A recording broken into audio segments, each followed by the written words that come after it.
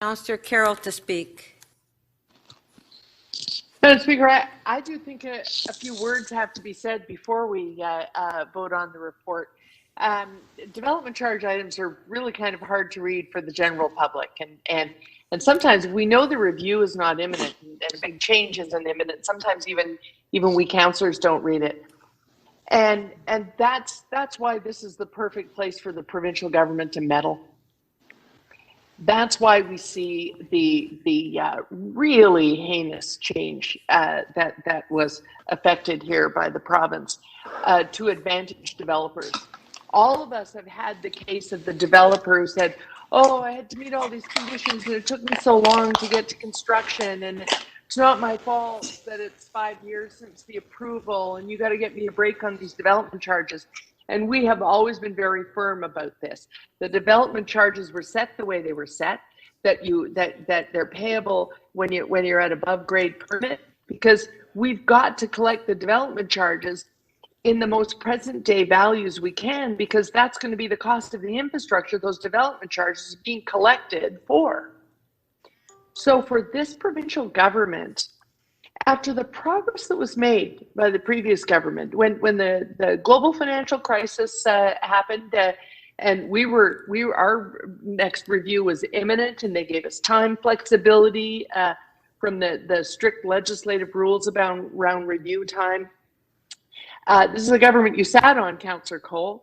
They then allowed us to do, because we were well behind the municipalities that surrounded us, they then allowed us to do step increases, so that, you know, we started to do the increases at 6-month and 12-month increments, so that the charge being collected would try to always keep pace with the cost of the infrastructure. To allow developers, as this provincial government has done, to lock in on the day of approval is quite frankly insane. Because what do we do when we can't afford our infrastructure? We go to the provincial government and ask them for help. And so it's best to advantage the developer in this way and let them off the hook for the impact of growth that they're creating and profiting from.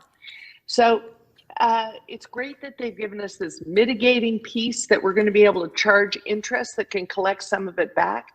But I don't think we adopt this today without reminding people that we're having to jump through the complicated hoops that you see in this to do just that. In a way, we're going to use the rule to our advantage in the case of affordable housing, etc. But that's not what most of the units popping up in this house, in this city, are. There's a lot of profit being made, and this is just allowing them to profit more and for us to absorb the impact. And so the fact that we might address this through our review, and if we can't get to the full gain that we should be having, present day value on what we need to build infrastructure, if we can't get there in the development charge review that's prescribed for 2022,